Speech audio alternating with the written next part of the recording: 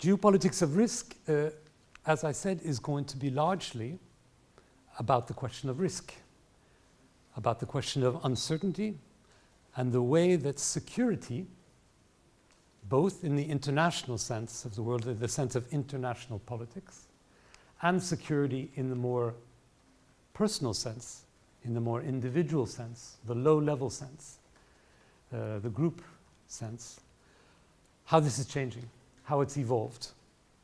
And I'm even going to suggest to you by the end of this lecture that the notion of security has evolved, that there's been a transformation in the concept of security, which has led us from security to risk, and then beyond to what is called uncertainty. So a form of risk that's even more radical than risk itself, that's less certain than risk.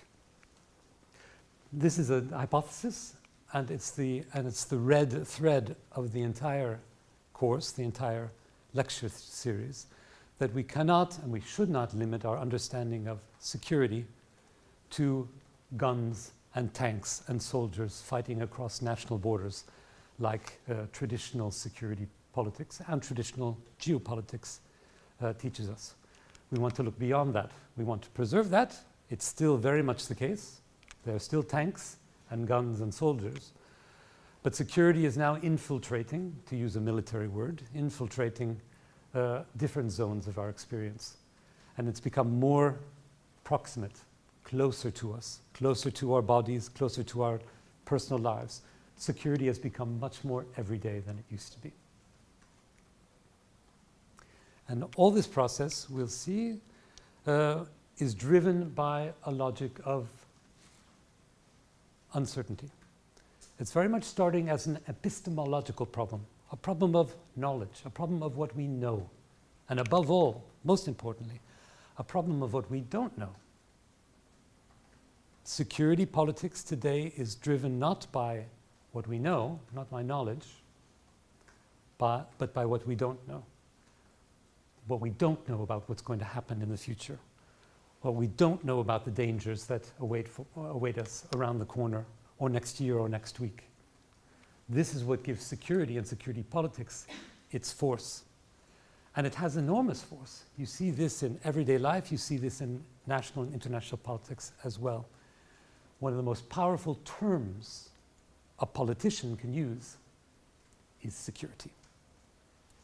Use the word security, mix it with risk, and you've got the motor, the fuel of all sorts of political mobilization. You can win opinions, you can get money, you can mobilize armies, all by claiming that we're in a position of risk or insecurity. So security is not a discourse among others. It's one of those most powerful discourses in our time. And I think this is just in our time, in the last 50 years. It's not always been the case for the term security, which I'll also try to suggest to you. The force of security, my hypothesis is the unknown. This is why we start with the unknown unknowns. It's that we don't know what the dangers are, and our political leaders can play on the fact that we don't know. They can play on our fears. They can play on our worries. We don't know what's going to happen, and that's what gives security its political power. We see this in many, many ways, and I'll start by introducing it theoretically today. But we start with the unknown unknowns, which is a double in uncertainty, a double in security. And I want to introduce you to Donald Rumsfeld, who was the Secretary, the Minister of Defense for George W. Bush Jr., the son. There were two, you might know. There were two Bushes. And you might also know that in 2003, the United States and the NATO allies invaded Iraq on the pretext that Saddam Hussein was holding and hiding weapons of mass destruction, probably chemical weapons, maybe nuclear weapons, maybe both. If that was true, that would obviously give a justification a legitimation of an invasion. So it was definitely very important that it be true. And the nation states have intelligence services which do the work of finding out whether such things are true. The problem was, you might remember, or you might know from your history, that it wasn't true. Did this stop the Allies from invading? No. They invaded on the argument that it most likely could be true.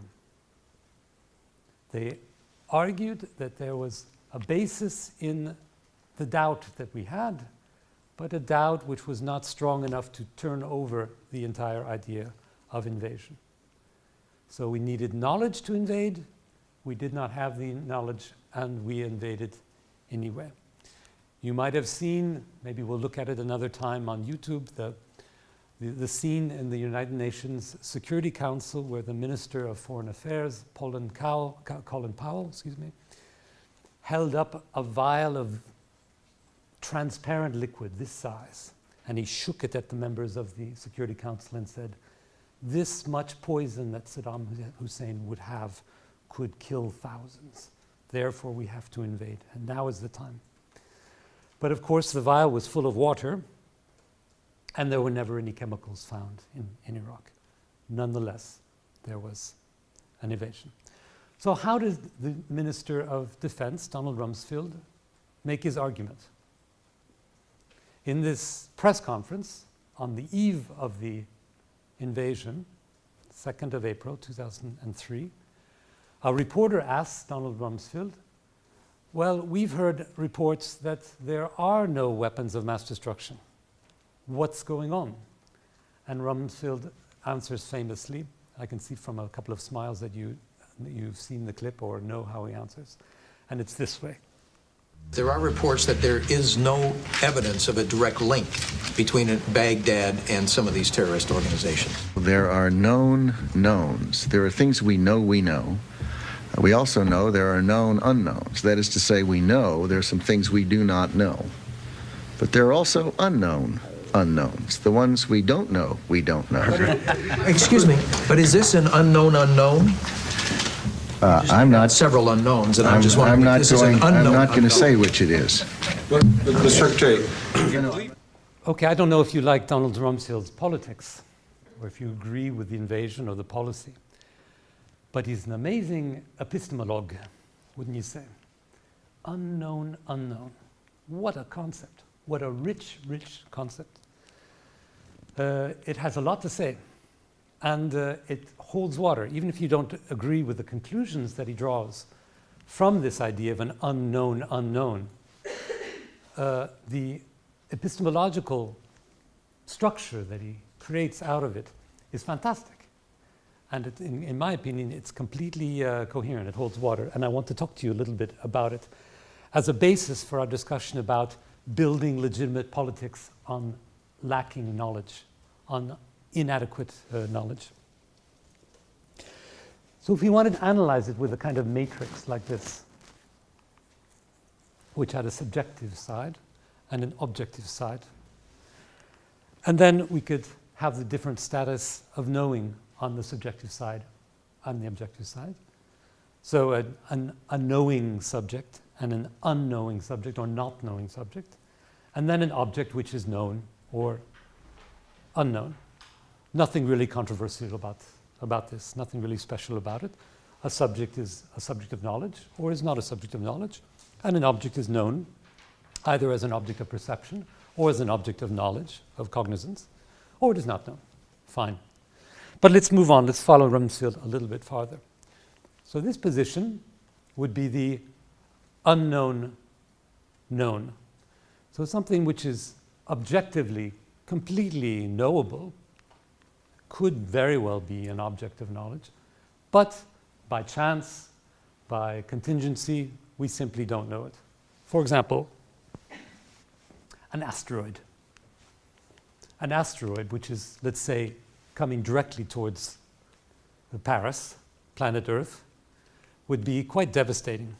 Very much something to be scared of. Very much something which would be dangerous, considered dangerous. and which would be frightening, a security problem for anybody. And it might be happening right now. You've seen a few of the science fiction films about asteroids, they're wonderful. It might be happening, but we don't know it, do we? So we're not feeling insecure. We might be objectively insecure in the sense that there is an imminent danger. The asteroid is careening towards us. It's going to land here in 24 hours, let's say.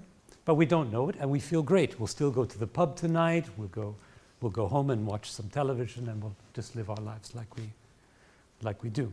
Right? It's an unknown known. We just don't know it.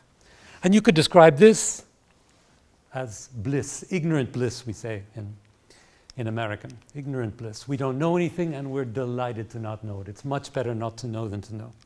Yeah? The next category then would be the known, which Donald Rumsfeld mentions.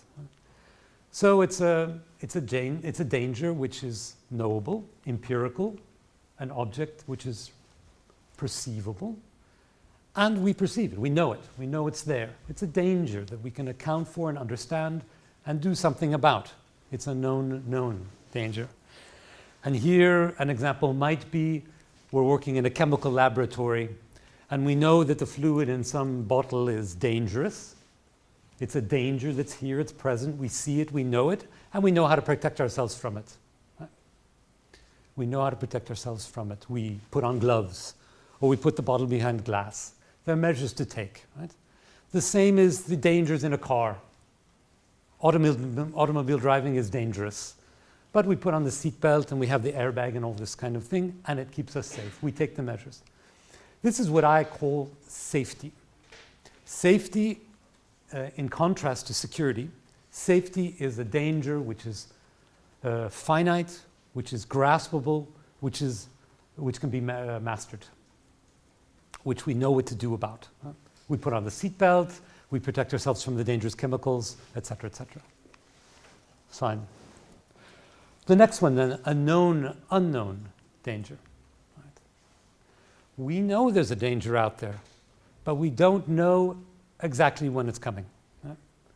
We know how many soldiers the enemy has, would be the standard geopolitical formula. We know how many soldiers the enemy has. We know what will happen if they cross the border. We know what can happen if the tanks come. We know all these scenarios. We're just not objectively sure exactly when and how that's going to happen. But we know how to prepare for it. So we're always in a moment of uncertainty, but we know how to eliminate the uncertainty. This is what I would call security. There's a danger which has a speculative dimension. That is, we don't know exactly when the danger will become reality, but we do know how to handle the danger. And we know that when it comes, we'll be able to create the situation which will let us survive it or let us remain unharmed by it. Finally, the famous unknown, which is conceptually in the borderline of coherent at all. What can that possibly mean?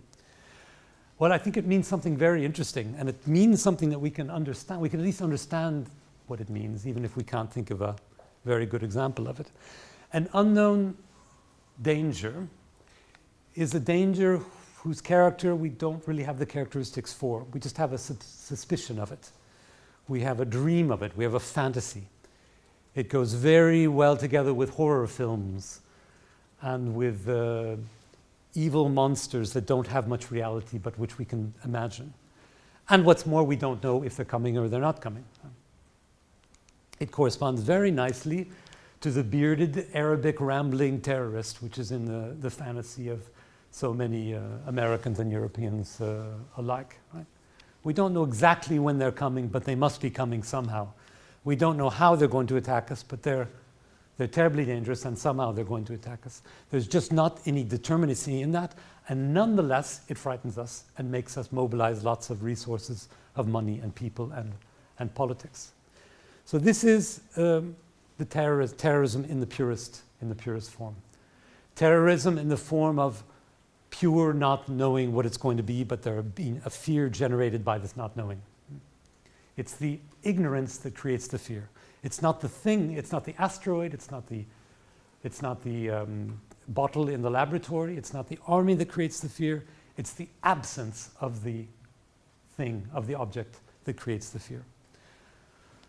So this is what I would call risk. Risk. So contrasting from security, risk focuses on an indeterminate danger. A danger whose characteristics we cannot yet seize, and yet we know that it's there, or we feel that it's there. Okay. So unknown knowns, known knowns, this is pretty stable territory. But there's interesting things happening here in the space between security and risk, between the known unknown and the unknown unknown. Okay.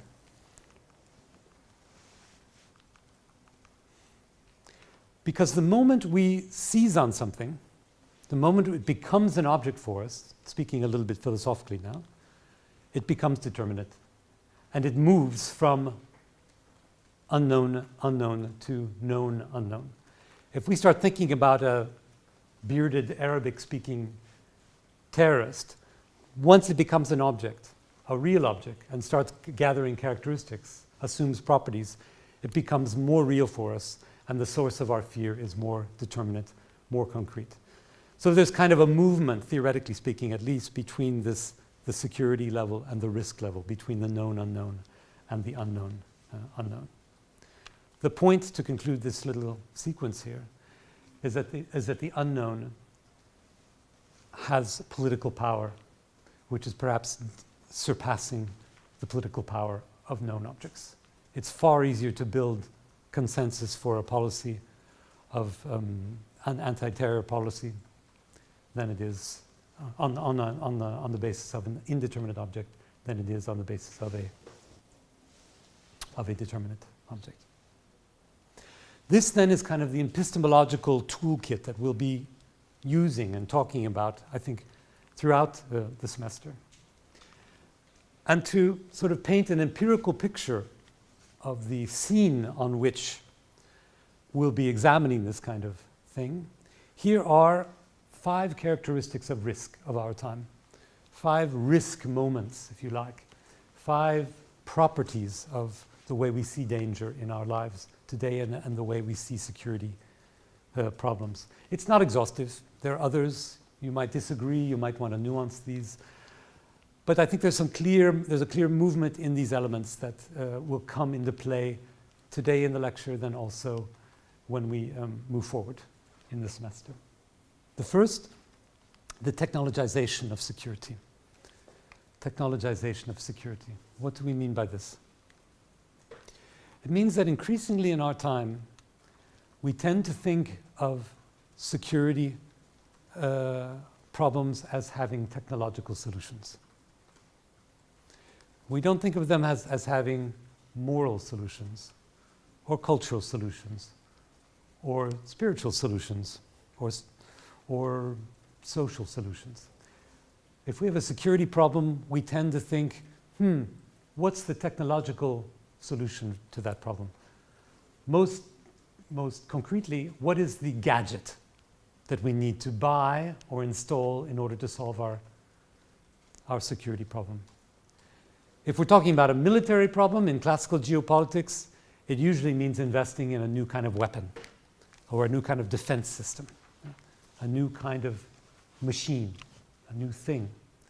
But the more security problems come into our lives, and I'll get back to this in just a moment, how they're doing that, the more they get close by means of terrorism or criminality or pandemic or cyber security, we tend to think in terms of gadgets. We tend to think of building a new wall or buying a new gun or installing a camera, a surveillance camera, increasing the security of the locks we have on our doors, building more prisons, making the glass thicker, making it harder to get around because of more police around. Technical solutions to security problems. This is how, for one reason or another, we tend to see security problems in our time as technological problems. Tell me what your security problem is, and I'll tell you what gadget you need to fix it. I won't tell you about that you should see a therapist. I won't tell you that you need to look at your social values or that you need to reassess the way that society is working. The tendency is to go technological. Now, this I'm very critical of. If you ever read anything that I've written, you will see that I'm very critical of this, and I think that actually it's a dead-end street. And I'll probably come back to this one time or twice before the end of the semester. The second key dimension of our time is the globalization of security, or better said, the globalization of insecurity. The classical geopolitical model says that security is a question for the nation state. It's about national sovereignty. It's about these beautiful lines in the soil, which we call borders, where outside is the security threat, inside is no security threat. That's the classical model. And this is weakening in our time. It's not gone. We still have nation states. We still have international conflicts and international problems. But increasingly, security threats are ubiquitous. They're everywhere. If we think about the rise in concern about pandemic disease, this is something that does not respect borders. Right? Or if we think about climate change as a security threat, obviously climate change doesn't respect borders. Or pollution, or cyber attacks, cyber threats. These things don't respect national borders, and they don't respond to armies and tanks and bombs, do they? And of course, above all, the example of examples, terrorism, is characterized by its very resistance against national borders. The terrorists could hit anywhere, and they frequently hit in the nation state where the terrorist has its origin, has his or her origins. Right? The main terrorist attacks on European soil have been carried out by European citizens or people living legally in Europe. So there's a ubiquitousness, a sense that the terrorist threat, the pandemic threat, the health threat, the cyber threat, all these new kinds of threats are everywhere. Right? Don't look now, but the person next to you might have the flu and is just waiting to cough on you, and you'll have it. The threat is right here, right in the room. Don't look now, there's a virus on your hard disk waiting for you to click on something wrong, and it'll release itself. It's already there on your hard disk. Right? Don't look now, your neighbor might be a terrorist. Who knows? The threat is here. The threat's not beyond the national border. There's no sense in living far away from the border to protect yourself. The main threats are here. How does this change our way of living together in society? That's the main question I want to ask. How does it change the norms of society? The way that we sit next to each other when we know the next person might have the flu, or might have a virus on the computer, or be a terrorist, or whatever you like. Thirdly, the industrialization of security. What does this mean? Well, this, of course, goes very closely together with the first property, the technologization of security, that security has become a business. Again, in the classical, if you like, social democratic European state, the state is there to provide security for the citizens, both military security, but also social security. This is the model, the post-Second World War European model of security. It's public. Security is a right, a public right. If you're a citizen, you have a right to security. That's the classical model, isn't it? And that's the one that classical geopolitics responds to. Well, what we find is that security is becoming privatized. Not only in the sense that we have mercenaries doing the work of armies. So, for example, 40% of all the soldiers in Iraq with the US and the Allies are actually not American and Allied soldiers. They're private people like you and me who are making money, making lots of money actually, to go around and act like soldiers. They have no loyalty to a state. They have no obligation to a state. They have an obligation to their contract that they signed and they're getting paid for. So they're privatized. By the same token, at the airport, when you're doing the dreadful security check, these people are not public service. They're not public servants. These people are private contractors. They're companies. Maybe you'll get a job this summer at the airport going through people's bags and making them dump out their newly bought shampoo. Maybe that'll be your job. It could be. You don't need to be serving society to do that. You just make your money and go home. Or if you go to a nightclub, not so much in Paris, a little bit, I suppose, but in other cities, there's a security guard there outside the door, privately paid. It's not a policeman, a policewoman who's protecting the security of everybody. It's privatized. So you have a movement of serving society towards a movement of serving the euro or serving your contract. And it's industrialization. And of course, the other side of it is the sale of the gadgets that I talked about in the first point. There's a huge gadget industry. There's a huge security industry which makes surveillance machines and the scanning machines and weapons and locks and windows and walls and all that kind of stuff that we put into play for the technological dimension of security. All that is made privately, and people are making big money on that. So once again, tell me what you're feeling insecure about, and what will I do? I'll sell you a solution to it. Maybe it's a guy with big muscles, like this one on the slide. Maybe it's a gun.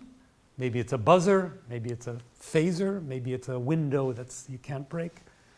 It's a commercial solution. Okay? Fourthly, differentiation of security. Whereas at one time in the classical geopolitical model, we had security of the border, like I was saying.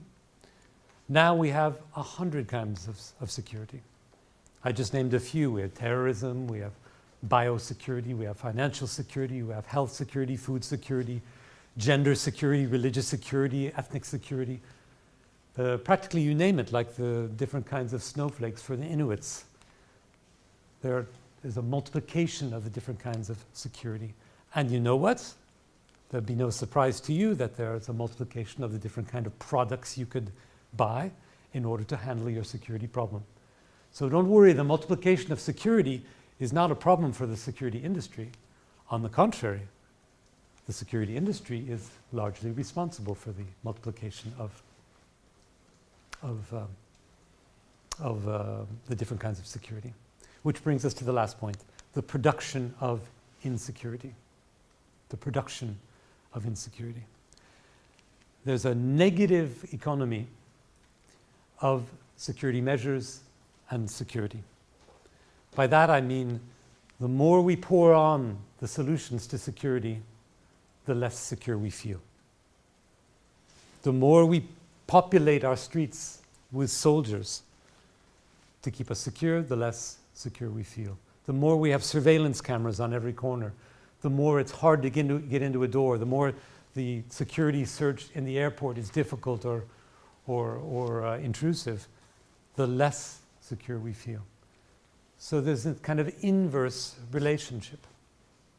You remember what Marx said about the free market in the economic model. Classical economics before Marx said that, well, in a free and well-functioning market, when there's a demand for something, in a free market, it'll be naturally met by supply. This is Ricardo or Mill, some of the classics. If there's a need for something, you go to the market and it'll be met with a supply in a well-functioning market. And Marx said, well, wait a minute, isn't it a bit more complicated than that? Isn't it rather that the supply of goods in the market creates a demand? All right, and here my favorite example, of course, is the American supermarket. If you've been in one, you know what they're like. They're grotesquely full of everything you need, and you know what? Things you don't need too. And you go into the supermarket with one thing on your mind, to buy that bottle of shampoo. Just need some shampoo to go home and wash your hair. You go in and you come out with a basket full of things you never knew you needed, right? Including 17 different kinds of shampoo, which you didn't know existed. You have the almond shampoo, and you have the vanilla and the cherry, and all these things you didn't even know, but the supply of them created a need for them. Close the parentheses on Marx. The same structure functions in security. The supply of security measures, the supply of different kinds of gadgets, new kinds of guns, better locks, better, safer cars for driving through military operations, creates insecurity at the same time as it's trying to address insecurity. Yeah.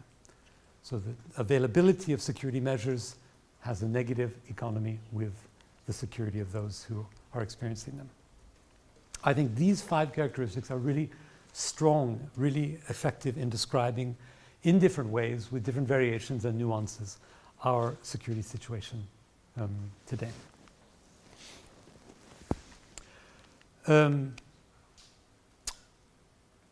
As I mentioned before, the concept of security such as we understand it today is really quite young, really quite new. It really, with some nuances and with some exceptions, it dates to the 20th century. Of course, security existed before. There were also nation states before the 20th century, but it became extremely dominant, in the 20th century. You know that the Latin word security, and in the Romance languages it comes from the expression secura, se, without, sans, sense, sonder, cura, concern, without concern. It's a very spiritual concept in the Middle Ages. It's a peace of heart. Serenity is a good word for cura. Serenity. The opposite of serenity. Cura would be concern. When you're in security, when you're secura, you're in a situation of serenity. So secura is the absence of concern or security. In the late Middle Ages, it becomes subjectivized and moralized. In the Christian Middle Ages, it's very interesting, it becomes a negative concept. If you're feeling security, if you're feeling secura, it means that you're not fearing God adequately, that you're becoming a bit arrogant about the all-powerful, the almighty, and that you need to be more respectful and more humble, more insecure, if you like. It's a long tradition. It's a very interesting term. I invite you to look in the Littré to see how it develops. It has quite a lot to tell us about what we do today. What I want to focus on is the 20th century and the Cold War discourse, which is sort of the end of the long evolution of the term secura. The Cold War discourse of security is very special. It's very special in the sense that it's very narrow. The Cold War discourse of security had a monopoly, a massively powerful monopoly on the concept of security. Security, if you said the word security between 1960 and 1990, it was absolutely without ambiguity what you meant, what you referred to. There was only one way it could be understood. And what was that? The Cold War bipolar security situation, which I guess has 2 dimensions. The one is that it's bipolar. So if I say security between 1960 and 1990, I mean that thing between the East and the West. And secondly, if I say security between 1960 and 1990, I mean national security. National security. So security is bipolar and security is national. Nothing else. Nothing else is admissible. And today we can think of all sorts of different kinds of security to talk about. But during that period, when my parents were, when I was growing up, when my parents were young and having their family, that's all that you could think of. This meant that, was that a hand? No, that was a stretch. This meant essentially that security threats were understood as being out there. If you're in the West, they're in the East. If you're in the East, they're in the West. Security threats are those threats which come up to and join the border, the nation-state border, and which then threaten the nation-state border. This is good old-fashioned geopolitics again, classical geopolitics. And I'll go into the logic of this in a bit more detail in a moment. But threats are external. Nothing like the situation I described a moment ago where they're ubiquitous, where they're everywhere, where they're internal, where they're in this room, in the person next to you. The threats are external. And that's what leads us to this category that I want to introduce, this distinction between prophylactic and reflexive security. I'll come back to that in just a moment after I say a word about the human. Because the human came into fashion, if you like, in security terms at the end of the Cold War. In 1989, in October, you might know, the Berlin Wall fell. The Cold War ended. If you ever wanted to talk about a distinct epochal shift in world history, it was crystal clear in 1989. It happened in the course of weeks. The entire global power architecture changed. It's really quite remarkable. These things evolve over decades and centuries, but here it was really very distinct. So the Cold War ended in 1989. By 1994, the United Nations Human Development Agency published its annual report. Every year publishes a report about the state of human development. And it launched a concept in that report in 1994, which was human security. Human security. And if you do Google, you do a net search, you do any kind of search you like, you really won't find this term before 1994. And after 1994, an explosion of the term. It was just like the Cold War end was severe and distinct and sudden, the launching of the notion of human security was explosive and happened very, very quickly. It's terribly interesting because in a way, the concept of security was released suddenly from this stranglehold, from this monopoly of the bipolar national understanding of security I mentioned. If you're interested in discourse theory, in the study of discourses, this is just the most clear object of study you'll ever find. The shift from national security, bipolar security, to the sort of explosion of security afterwards. So after 1994, after the idea of human security was launched, by the way, I should define human security. It's the understanding of security whose referent is not the nation state. It's the human individual. So suddenly we said it's not just it's not just nation states that are under threat, it's human individuals. They can also be objects of security. So a thought that never crossed anybody's mind, as weird as that may sound today, never crossed anybody's mind before 1994. Or if it did cross their mind, it was impossible to put it into the discourse. The discourse was that distinct and clear and powerful, the discourse of security. So from 1994, about or around that period, in a very short number of years, the concept of security exploded. And suddenly you had this horizontal explosion of different kinds of security from, like I said, gender security, religious, financial, food, cyber, ethnic, as you like, into 100 different kinds of security. That was suddenly possible. And on a kind of vertical axis, you could say, well, we went from the nation-state security here somewhere in the mid-range to regional security, to local security, to sub-local, to family security, to human security. And then up over to international security, global security, cosmic security, whatever you like. And this is when the notion of climate change became a global idea and not just one that concerned nation states. The definition of human security in the 1994 report is, as I put on the slide there, freedom from fear, freedom from want. which is quite clearly a political compromise because they're just about mutually exclusive, or let's say they're on the two sides of the coin.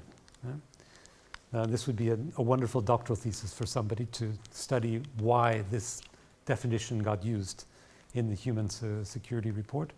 Because, of course, freedom from want means not being hungry, not needing a roof over your head, not being physically handicapped. You're not in want of anything. You don't need anything materially. And freedom from fear is the subjective side of it. You don't imagine things that are fearful. You're not afraid of what's going to happen next year. You're not afraid of the weather change. You're not afraid of being beaten up by your husband. So it's a subjective security and an objective security in the same definition. So I can just imagine the members of the Human Development Commission sitting together and disagreeing completely and saying, well, we'll make one definition that has both things, and good, let's go home. Some sort of political compromise was going on there. But you see what it means anyway. This is also the time for the birth of risk theory, theories of risk. Risk is also a concept which has a very short life story. It's very recent, it's very young, and very interesting. I mean, for you who are perhaps interested in security and risk, this makes your work very tidy.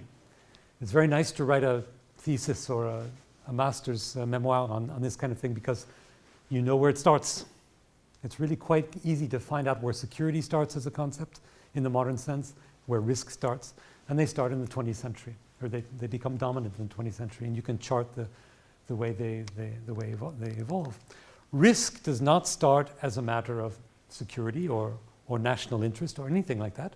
Risk starts in the insurance business and in the financial markets. So this is a concept which grows out of a need, a desire to make money and to plan for an unknown future. So very much like I was saying in the first part of my talk, it was a way to be able to live with the danger of the financial situation getting worse and go on as though it's not going to get worse. That's essentially the function of risk in a financial sense, right? So my house might burn down tomorrow, and that's a big problem for me financially. But if I put in place the right sort of insurance, which is calculating risk in the right way, it will be fine. I'll pay so much security, risk insurance, and if the house burns down, it will be replaced. So there's an economic calculation of what the dangerous future in the future means for the safe present in the present. What do I have to pay now in order for the future to be safe? That's essentially what insurance does for us. And that's what financial analysts want to do in the financial markets. This is the origin of risk theory, and now we talk about it in cultural settings, we talk about it in societal settings. Most of all, we talk about it in industrial settings.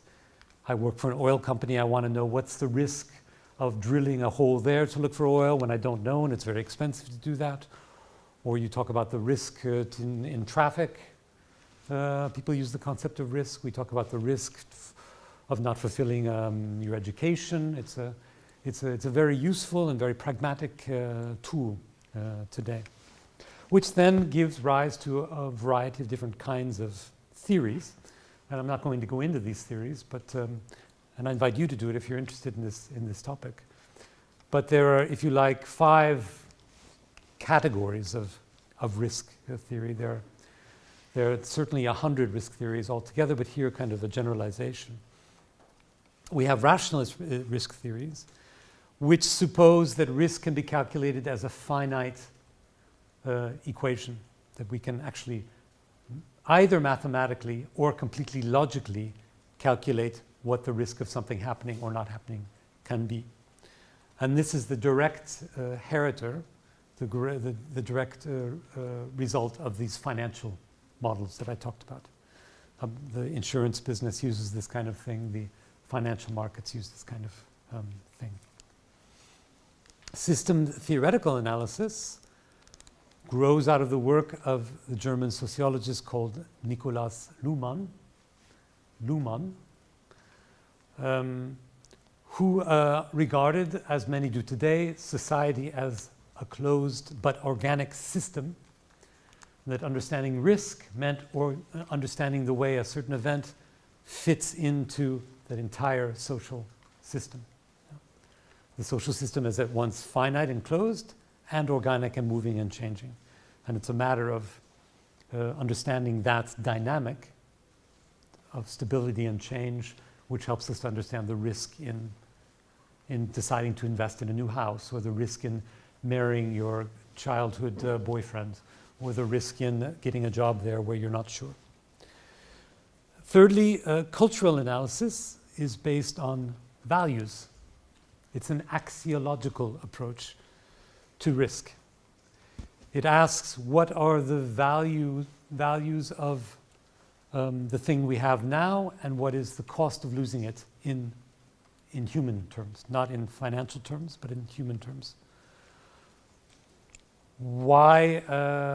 How does the risk of crashing my car link to how much I love my car?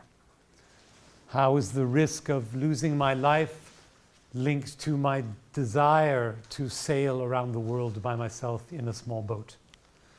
So it's a value-based, personal value-based analysis of risk. Reflexive modernity analysis, this is often attributed to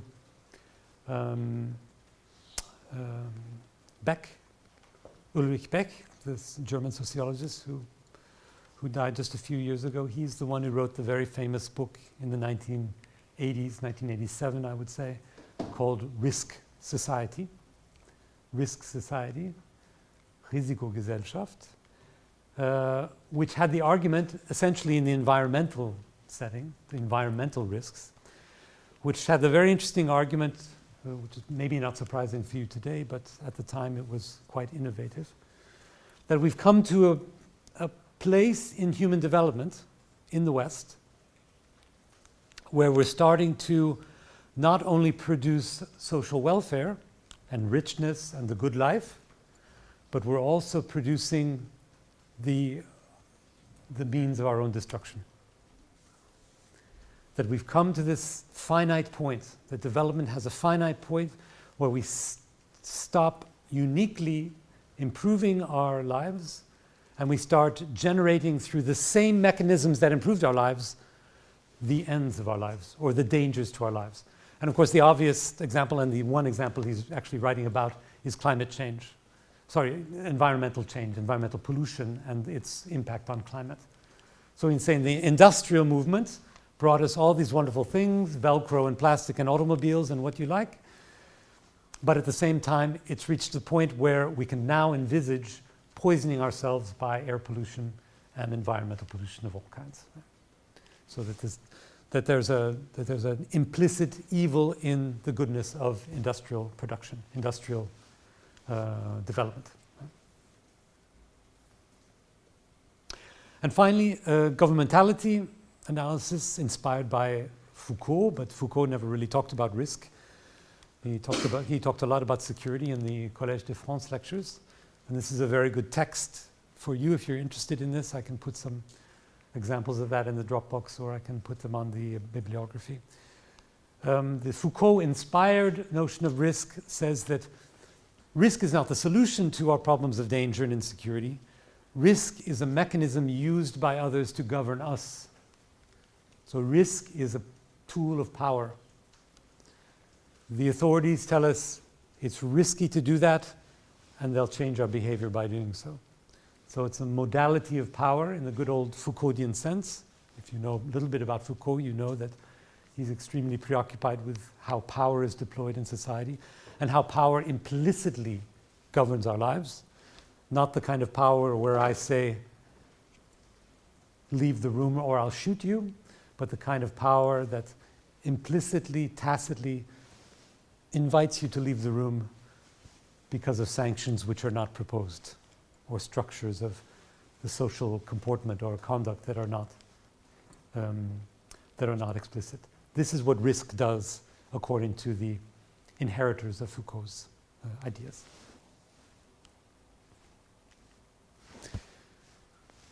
Good, now I want to suggest to you another theory, another hypothesis, if you like, which goes back to these two terms, the prophylactic and the reflexive. And I want to formulate it around this idea of the Cold War end as kind of a key juncture, as a key turning point in the way we understand security, even more strongly than I put it before. And it involves the way we understand society. And if you forgive my graphics here, if this represents society, then we can talk about the relationship between society and threats. In the Cold War, the classical geopolitical sense, threats to society are understood in this way. It's what I call the prophylactic model. That is the barrier model, the border model, the wall model, that says that whatever security problem we have, whatever security threat we might envisage, it can be solved by making a difference between the threat and the threatened. That we draw some sort of line between the threat and the threatened. Primarily, this is our society and what's outside the society that's threatening us. This takes lots of forms, but it's by and large a division between us and them. Inside the endogenous situation, inside it's safe, it's good, it's pure, it's beautiful, it's everything we want to be the status quo. Outside, it's the threat to that. So we have inside good, outside bad, inside pure, outside impure, etc., etc. Whatever we conceive goodness to be, security to be, well-being to be, its threats are exogenous. And the means to assuring security is to keep that division clear and stable. Keep the difference between the threat and the threatened crystal clear. And in geopolitics and nation-state politics, this is exactly what we do with the border. This is implicit in the notion of sovereignty, right? National sovereignty is a border. It's a wall, figuratively speaking, which keeps the non-national out. The threat or the undesired or the other or the foreigner or whatever, however you want to conceptualize it, it keeps it out. But it's not only the nation-state geopolitical way of thinking, it's a way of thinking that we have about everything we do in our lives. We think somehow that if we just shut the computer, turn it off, then the virus will stay away. We build a wall, an electronic wall between us and the virus. Or we think somehow that if there's a flu and somebody's coughing, we just cross the street, and then there'll be a barrier between us and the flu and the threat. And this is no longer the case. So instead of this model, and that's where I wanted to go with the entire argument, the post-Cold War model has society like this, and the threat, as I was saying before, is ubiquitous. No longer does the barrier model work like it once did, if it ever did work. Now threats are imminent, endogenous, part of the system, part of society. So doing security, what we call reflexive security, is not at all about keeping the security threats away, keeping the risk out. Security today means learning how to live with threats. It's a societal question. It's a question of how do we want to organize ourselves as a society, as a group, as a clan, as a community, in order to live with the unknown security threat that may be here with us. We don't know what's going to happen. We don't know if there's going to be a terrorist strike. And I'm not exaggerating that. We don't know. They happened in Paris. They happened in Marseille a couple of days ago. They happened in Paris recently too. It could happen. And yet we're sitting here in a collegial way. We're being kind to each other, respectful of each other. That's what I'm talking about. What kind of societal values do we need to have in place so that we can live together as a society when the threats are already here, when we can't keep them away. So we know that we can't keep all the terrorists out of France or out of Paris or out of this building or out of this classroom. We can't do that. We know from experience it doesn't work, it's not practical, it's really impossible. But here we sit, and it's because we have some kind of social trust, some sort of social contract, which lets us know that we can do that. And there's some sort of statistical consciousness as well that, well, it's very unlikely that that's going to happen. It's very unlikely that my fellow students are terrorists or have the flu or have the data virus or that my banana is poisoned or any of these things. It's an unlikely thing, but nonetheless it's possible, and nonetheless we live together. Okay, so that's the reflexive model. And that's the one that Beck is talking about when we talked about the reflexive model of risk analysis. It's about what society does to itself. That's the new question. It's about how we organize ourselves. It's how we maintain our values and our common respect and our common contract. Right? Now, in comparison, how does that look then?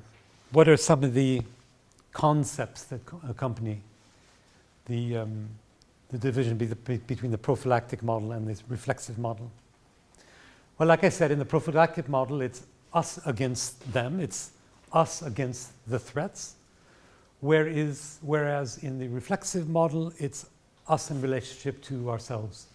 What kind of society are we? What kind of society do we want to be? We talk about war, which is the classical prophylactic model. Or in the reflexive model, it's more about criminality. It's more about terrorism as a crime because it's happening inside of a society. Right? The very, very, very consequential decision that George W. Bush made on September 12th, the day after the Washington and New York attacks in 2001, was to say that this is a war. This is a war. And that was carried on throughout the president's administration, and then during subsequent administrations it became less popular. But the idea of a war means that it's exceptional, that it doesn't belong to the justice system, it doesn't belong to the social system, social values. We have to eject it entirely. We can't understand it as part of our societal system. We can't say, that's part of society, it's bad, you go to jail or you're punished or whatever. It's sort of exogenized. There's a logic of prevention, of keeping out, of protection, instead of a logic of preparedness, of preparing for what could happen. Instead of saying, well, let's get ready for the flood, let's get ready for the flu. It's going to come, so let's do our vaccinations, let's be careful with each other. We say, we'll just keep that out. So prevention and preparedness, repelling instead of managing, and then the bunker society instead of the liberal society.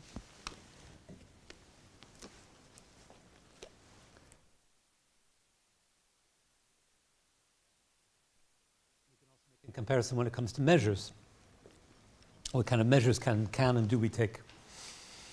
Well, in the prophylactic situation, we have armies, we have borders and police, and the hard security which means keeping that away, arresting it, pointing a gun at it so that it doesn't come closer, this kind of logic, or a logic of trust, of being together, of living together, of being social together.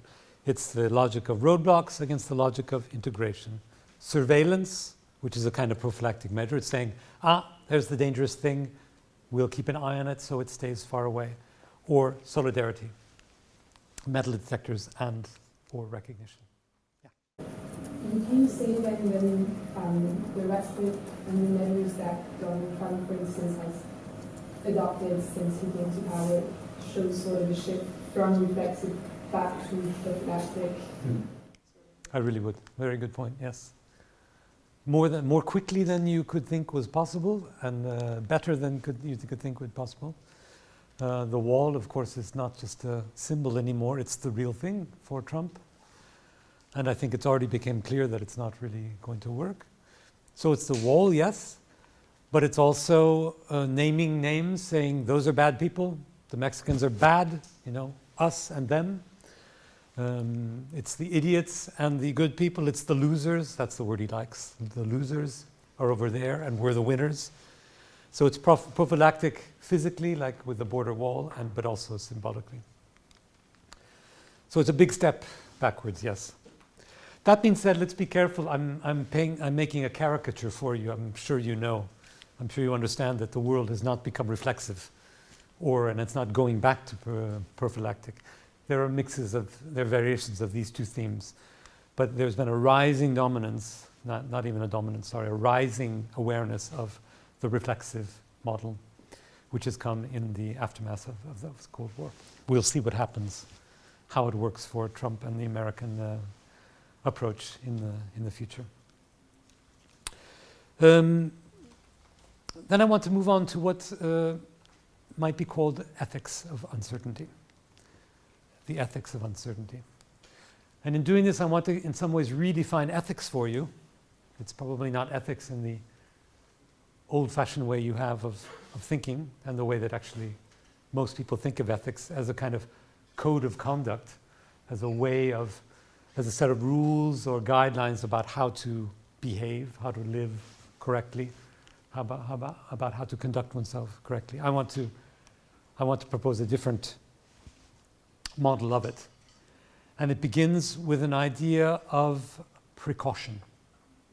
Precaution. Let's listen again, no, not again to George Bush, but the boss of the minister, Donald Rumsfeld, George W. Bush.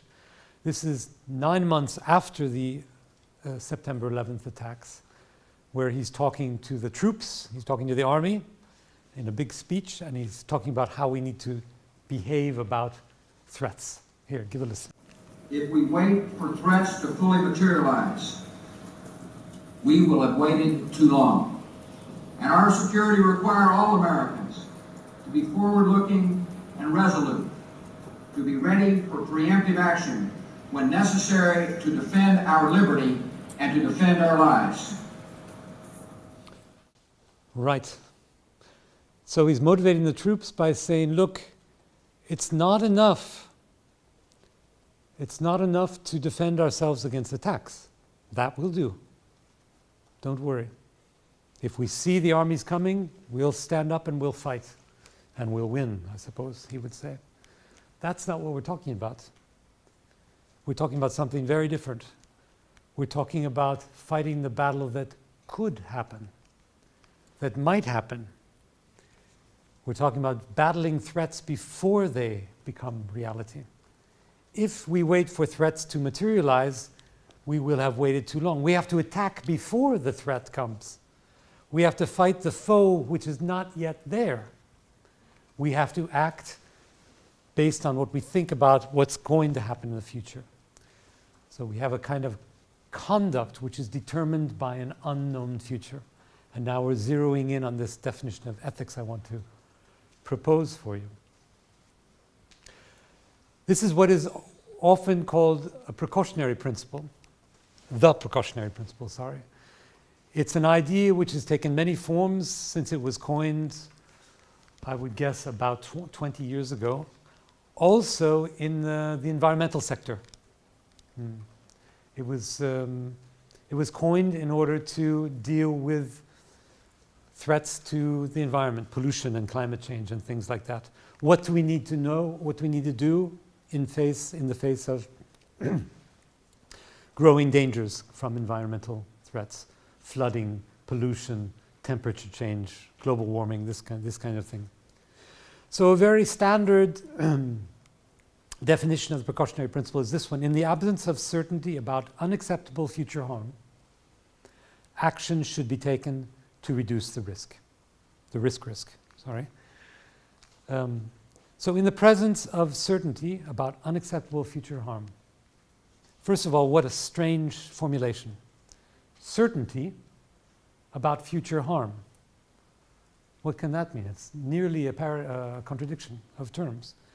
We can't have any certainty about future harm because it's in the future. We don't know the future. We have some idea of the future, we have some planning about the future, we have some prognoses about the future, but nothing about the future is certain, nothing at all. And what about unacceptable future harm? What is acceptable and what is unacceptable? That's another question which is very, very subjective and very much made in terms of point of view and value systems and what we're afraid of. But the bottom line here, the thrust of this idea is that we have to act now about something we don't know about. We have to act now about the future. Not because there's a justification for that, but exactly the opposite, because there's not a justification. It's the absence of a justification or a legitimation of the action which forces the action. It's really turning the logic of prevention on its head. It's the fact that we don't know which causes us to act. It's kind of anti-science, if you like, anti-politics. It's the very opposite of the way we generally see cause and effect. We are caused to do something by something which has no clear cause and effect relationship. This idea assumes a number of things, that we need to act about a future which is unknown because there are certain moral consequences of not acting, of not doing what we have to do. There's an idea that the burden of shift, the burden of proof, the burden of justification moves from the one who might want to do something to the one who doesn't want to do something. You have to prove that you should not do something about the coming danger, climate change, terrorist threat, whatever you like, in order to justify it. It's the negative proof. It's the opposite of justification, the opposite of traditional proof. So in a strong version of it, you can say that you have to act when you don't know. I don't know what's going to happen in the next hour, so I better do something now, quickly, to prevent the bad outcome of the future. And then a softer version, a weaker version, says something about, well, just because we don't know, that shouldn't stop us from trying to overcome, trying to protect ourselves from harm that might be coming. So this idea of risk, of looking into the future to make decisions about action, about danger, which I'm going to call the basis of a new kind of ethics in just a moment. We can see it in a number of ways. We can characterize it in a number of ways. The primary one is that the threats that are coming are not known. So they're partly imagined, they're partly speculative, they're partly statistical, maybe they're based on intuition or wisdom even, but they're not known. That's one of the cornerstones of risk. And that means that we never entirely know security. Security would be the situation when time stops, when nothing is coming at us from the future. In fact, you could even be very radical and say something like, security is what we have when we're dead, because that's the only situation in which we know, where there's no future to be known. There's no threat from the future coming towards us. Otherwise, anything could happen when we walk out that door. Anything could happen. Right? So we're a priori just sitting here with our temporality, with our sense of time and space, insecure. It's intimately linked with a notion of time and temporality. And the risk that we feel or experience, be it weak or strong, sitting here is based on not non-dangerous elements like culture, values, our social norms. Everything that makes us what we are as human beings co-determines the way we understand the dangers that are out there, the danger that we face in going out on the street. Some of us are worried at all, no problem. Go confidently into life, march down the street. Some of us are a little bit worried about one thing or another. Some of us have direct anxiety. Yeah.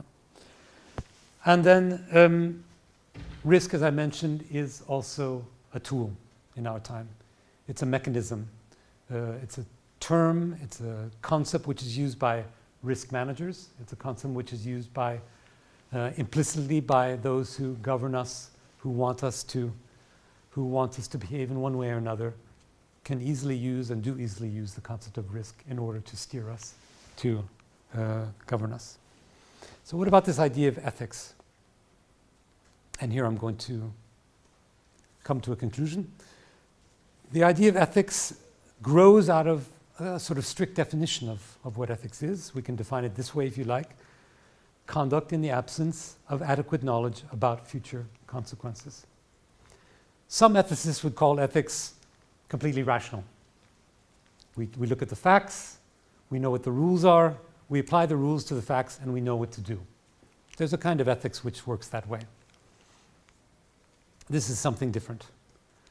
I call ethics an approach, an attitude towards the future based on the idea that we don't know exactly what's going to happen, and that we have to make our choices, our ethical choices, based on at least a partial ignorance. We cannot rationalize about the future.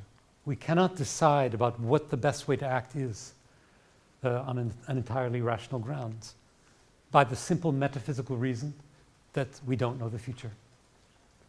The future is unknown. It's partially known. We can suppose that the world will keep turning. We can suppose that when you open the door you won't fall off a cliff or into the ocean or something. We can suppose that the sun will come up tomorrow and there'll be class tomorrow. But we can't know everything about what's going to happen. And so when we make choices about what we're going to do, they're called something like ethics. And then risk, on the other hand, is the management of dangers into the future, coming from the future. All dangers come from the future. There are no dangers that are immediately present, because dangers that are immediately present are already harm, already destruction. Danger is always coming from the future. It's never here, right? It's never here. So then if we put these two things together, these two definitions or these two concepts together, we see that risk management is a kind of ethics. So let me wrap up and conclude. Risk management then, our understanding of risk, our concept of risk, is an active relation to the unknown unknown, to a future of unknown dangers which we cannot yet even conceptualize. Unknown dangers which we don't even know if we don't know, to put it in Rumsfeld's words. Secondly, because of this reflexive model, it's about society's relation to itself, about society's way of organizing itself, about societal values, about solidarity, community, culture.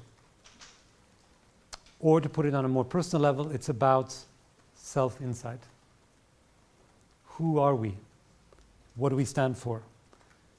Are we so afraid that we want to limit our civil liberties, that we want to suspect everybody who has dark skin and a beard? Is this who we are? Do we want to be that? That's what risk management is teaching us. It's teaching us to reflect upon the consequences of uncertainty and to understand that uncertainty is not mathematics, it's not hard science, it's not physics. It's cultural, it's social, it's political. And when we're talking about danger and risk and security, we need to have these dimensions alive and active in our analyses and in our philosophy of life, in our ethics. And that's where we are with risk management.